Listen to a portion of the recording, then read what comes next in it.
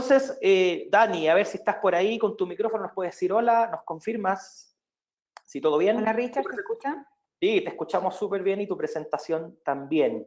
Entiendo que Ya, la conexión no anda muy bien, no sé si no creo que nos dé como para cámara, o podemos probar, no sé. Justo se me cayó acá la conexión, no sé si es por la sala, así que me estoy conectada desde el celular.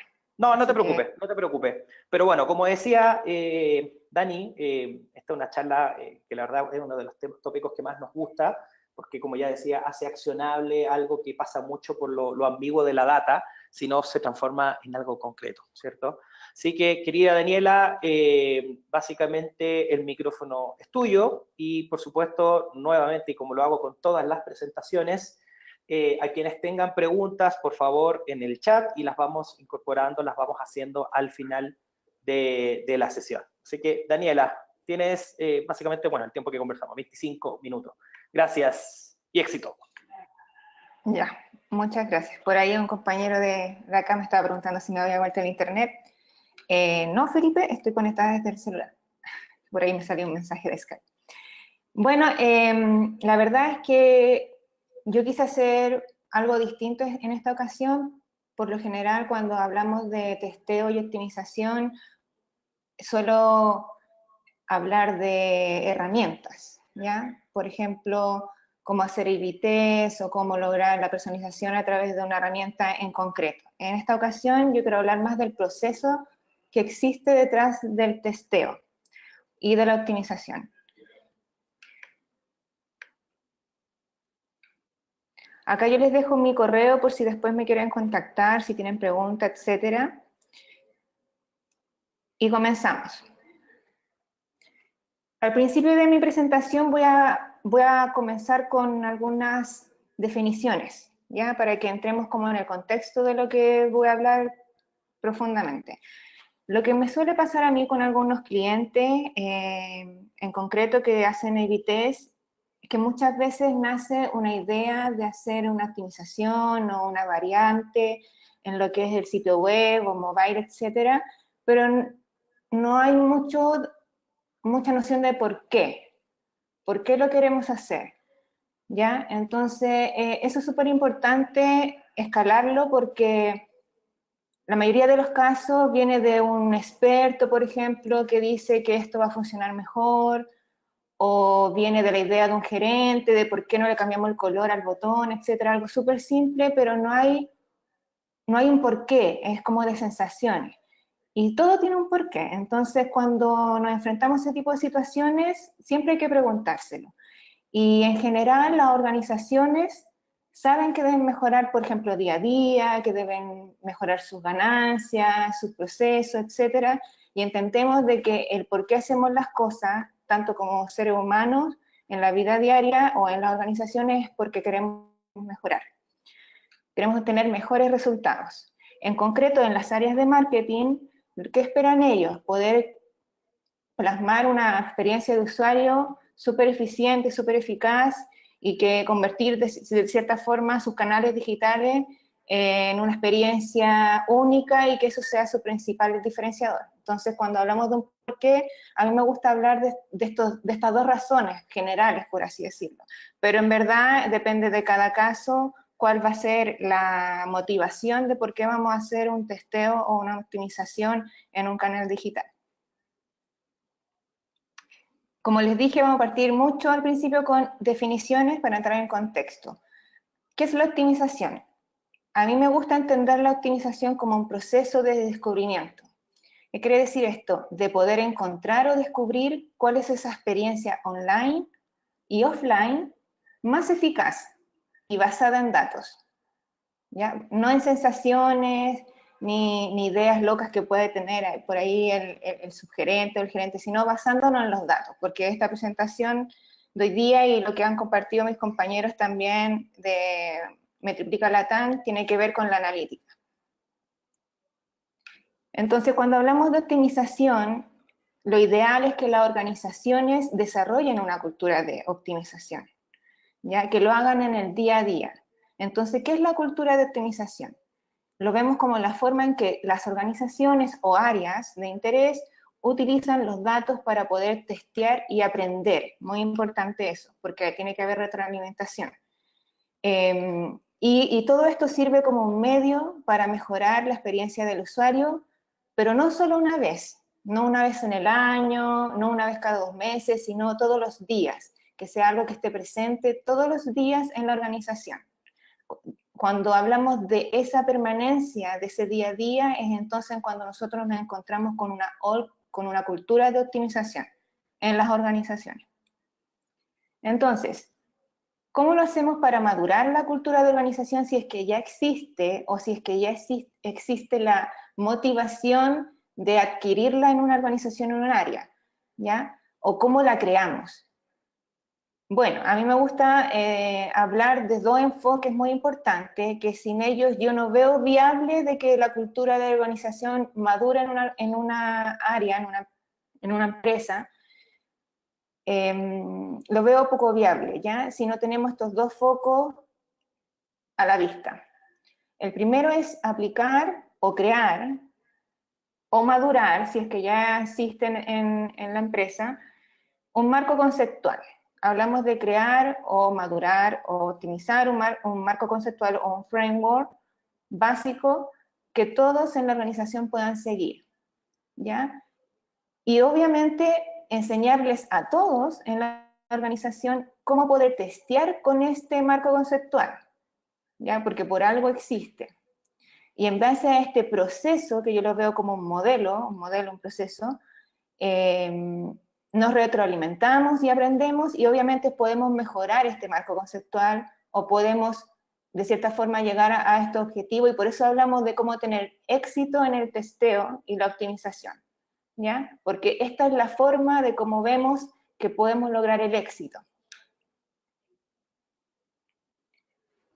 Aquellos que no tienen una cultura de optimización en su empresa, en sus organizaciones, entonces tenemos que construirla, ¿ya? ¿Cómo la construimos? ¿Cómo partimos con este marco conceptual? Yo lo quise hacer bien sencillo y quiero hablar de 5 pasos, ¿ya? 5 pasos básicos para poder empezar a armar este marco conceptual que a lo mejor ustedes hoy día van a decir, oh, qué fácil se ve, pero es complejo porque hay toda una gestión del cambio, las personas que están en la organización probablemente no quieran hacerlo de un día para otro, es un proceso largo. Entonces, hablamos de 5 pasos. Primero, tenemos que obtener insights. Segundo, tenemos que desarrollar una hipótesis y generar muchas ideas. Luego priorizamos las ideas, yo les voy a contar más adelante cómo podemos priorizar esas ideas, y implementamos un proceso, porque cuando hablamos de testeo, hablamos de que el testeo es un proceso, y que ojalá este sea rápido, ¿ya? Entonces, para finalmente, obviamente, yo no voy a hablar aquí de las herramientas, de cuáles herramientas vamos a utilizar, pero obviamente entre el 4 y el 5 se entiende de que hay una implementación, de que se utiliza una herramienta de A/B test, por ejemplo, o segmentación, y luego se tienen los resultados en base a lo que te arroja esa herramienta, ¿ya? Entonces el último paso tiene que ver con reportar el impacto, aprender y mejorar. Partiendo con el paso 1, obtener insights, el uso de los datos, de los reportes de Analytics, específicamente permite encontrar valiosa información, ¿ya? Para poder replicar o mejorar eso que está funcionando mal. Si hablamos de mejora, quiere decir tal vez un proceso en el sitio, un flujo, un formulario, algo que no está funcionando bien, que queremos mejorar, y con eso podemos desarrollar una hipótesis. Entonces, por eso hablamos de usar los datos para analizar y hallar lo que no está bien o no tan bien en el canal digital. Aquí, no sé si ustedes pueden ver, igual se ve pequeño, pero en la pantalla que está en el slide actualmente que están viendo, tengo un ejemplo que nos pasó hace poco con un cliente, y esto es un flujo de simulación. Puede ser un flujo de simulación de crédito o de otro tipo de simulación en una banca, por ejemplo. ¿Ya? Y si ustedes ven en los datos donde dice All Datos, tenemos paso 1, el botón de simulación, el resultado de la simulación que es el paso 2, y luego hay otro botón que es para volver a simular.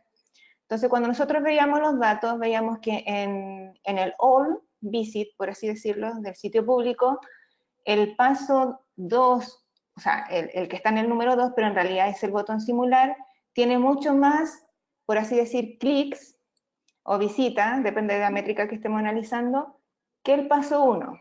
Entonces, ¿cómo puede suceder eso?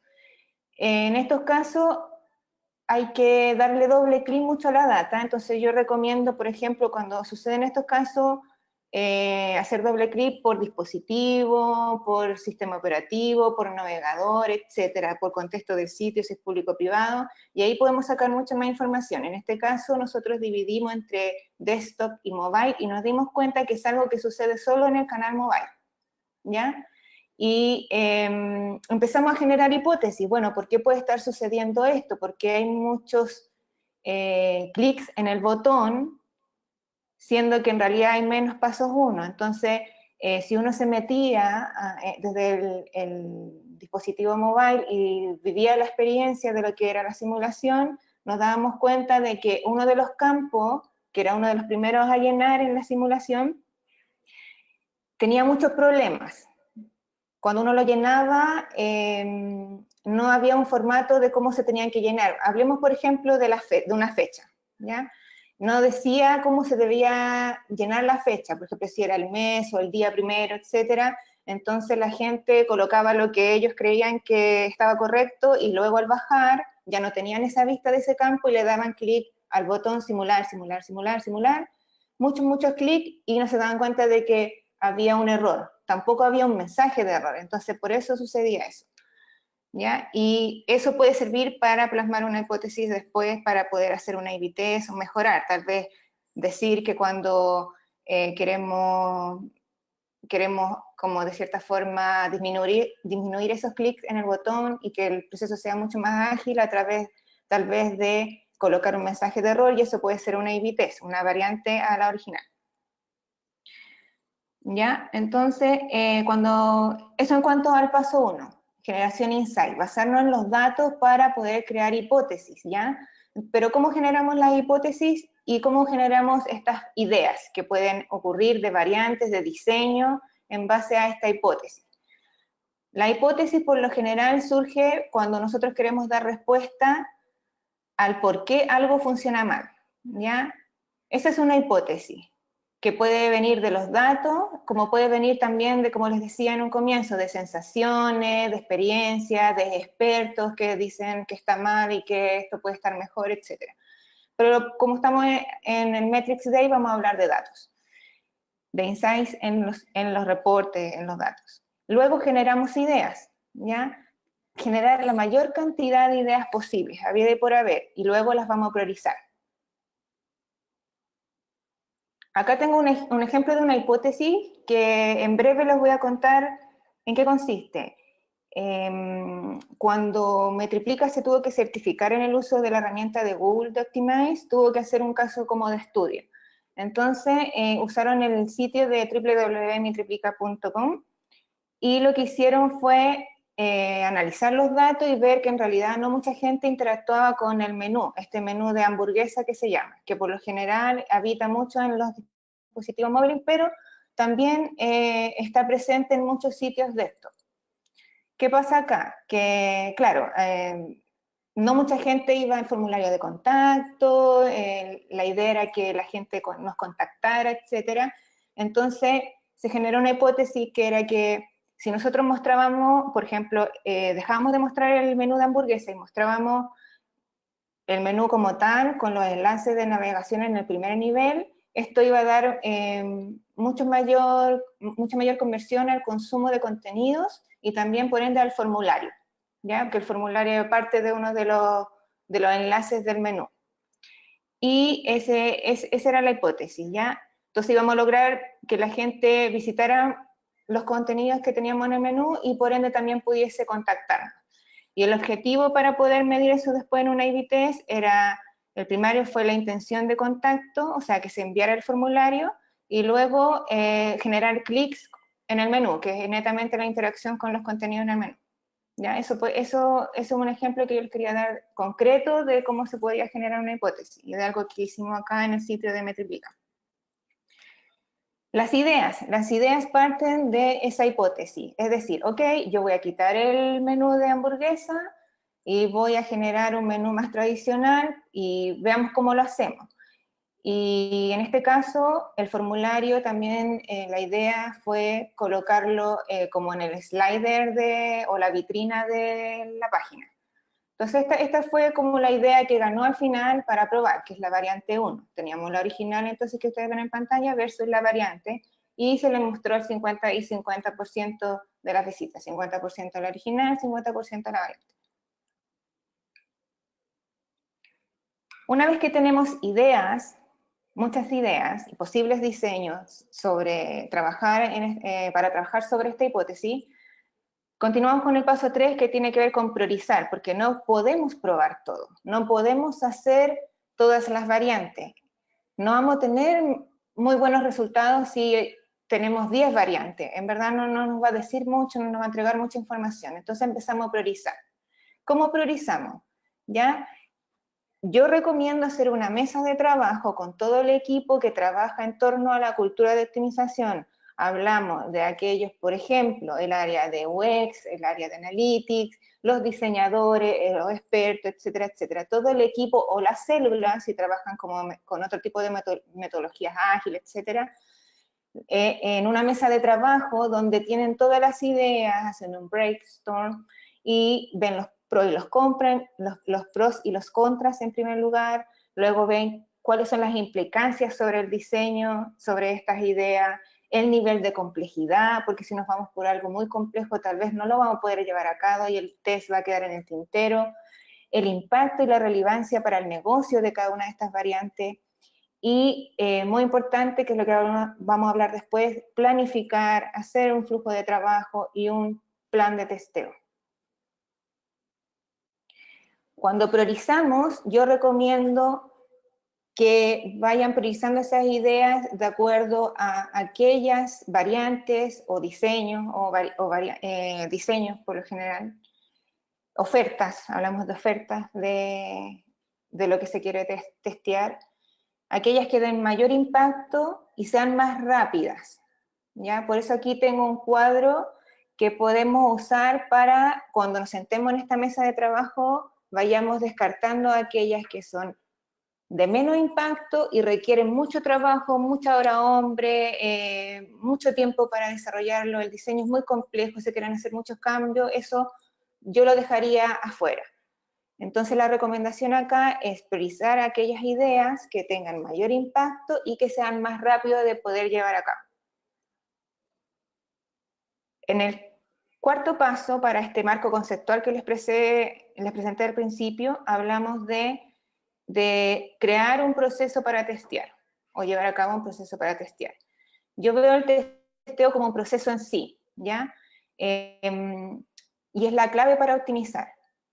Como les decía hace un momento, no podemos permitir que un test, porque es muy complejo, o una idea, porque es muy loca, por así decirlo, o muy robusta, quede en el tintero, ¿ya? Y que de ahí el test, se haga todo el esfuerzo, se hizo la mesa de trabajo, no se hizo bien la priorización, vamos a hacer un test muy robusto, un diseño muy robusto, nos va a tomar mucho tiempo, muchas horas del diseñador, web, etcétera, de un consultor, por ejemplo, UX, de un analytics ahí viendo cómo configurar la herramienta.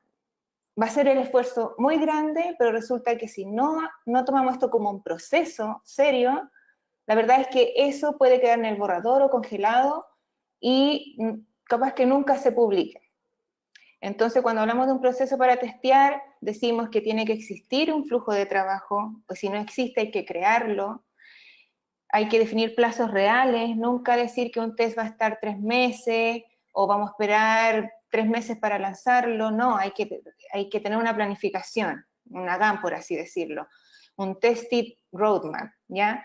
Porque tal vez cuando hablamos de testing plan hablamos de un solo test con su planificación, ¿cierto? Con todas sus características, y cuando hablamos de un testing roadmap hablamos de que si estamos en el contexto de cultura de organización, vamos a llevar a cabo muchos tests, tal vez en paralelo, o uno primero y otro después, y tenemos que tener visión de cuál es el roadmap a seguir con todos estos tests que tenemos planificado hacer. Y todo tiene que estar documentado.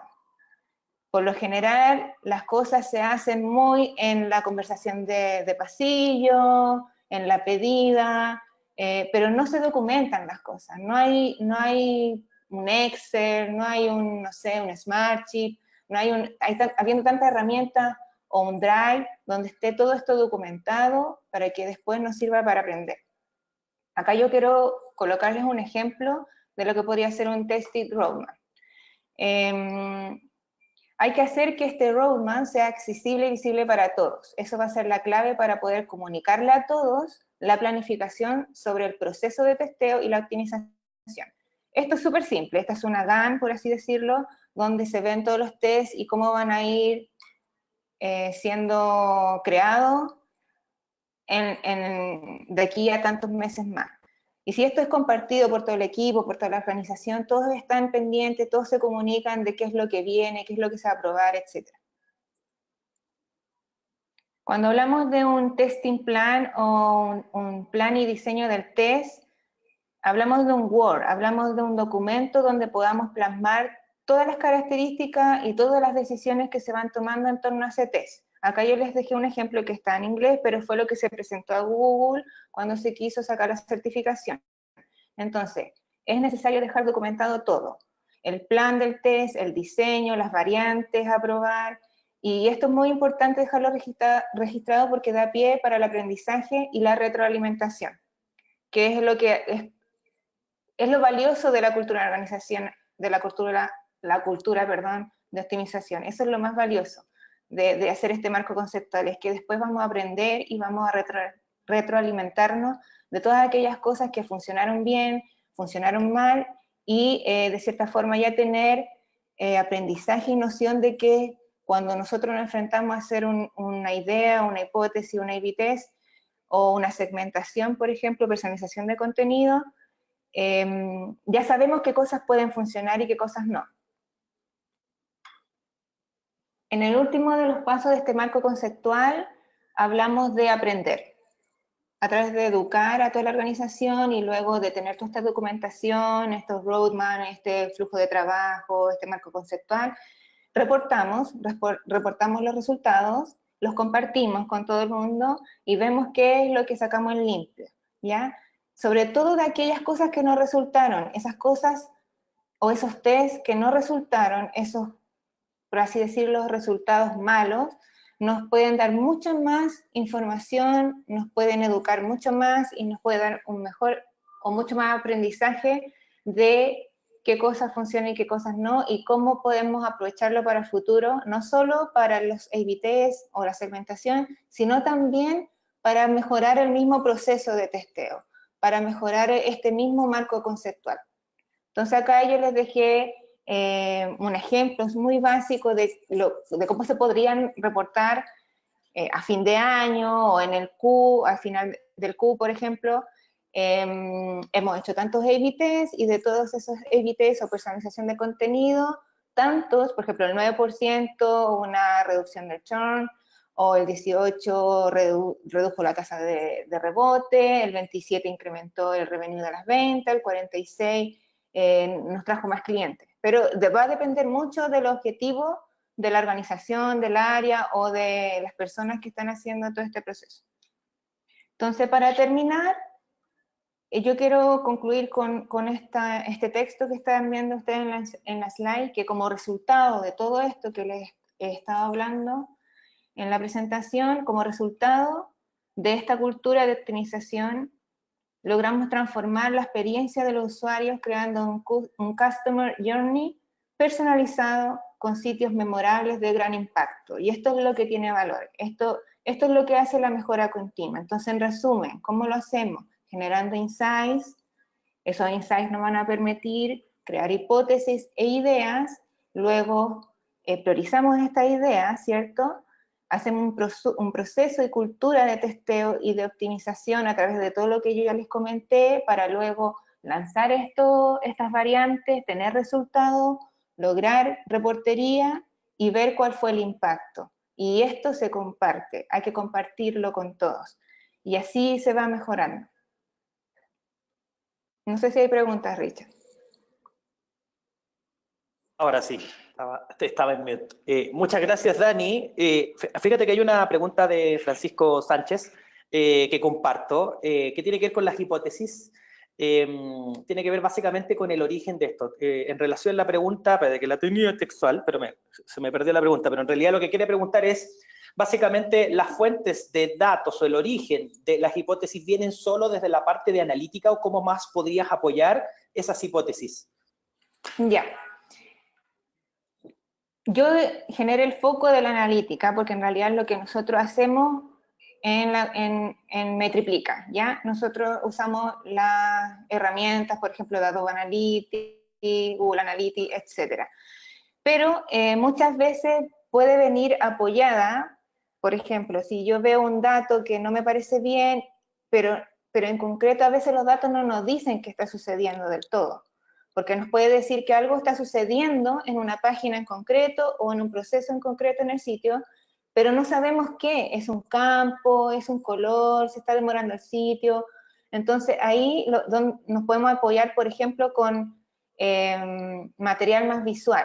Hay herramientas como Hotjar, por ejemplo, que nos permite grabar la experiencia del usuario en esa página, en ese formulario, en ese flujo, y de cierta forma, ok, ya sabemos que algo está sucediendo ahí, pero veamos que realmente está sucediendo y esto nos puede dar mucho insight, mucho feedback, ¿verdad? De verdad de lo que está haciendo el usuario en ese momento porque los grabamos.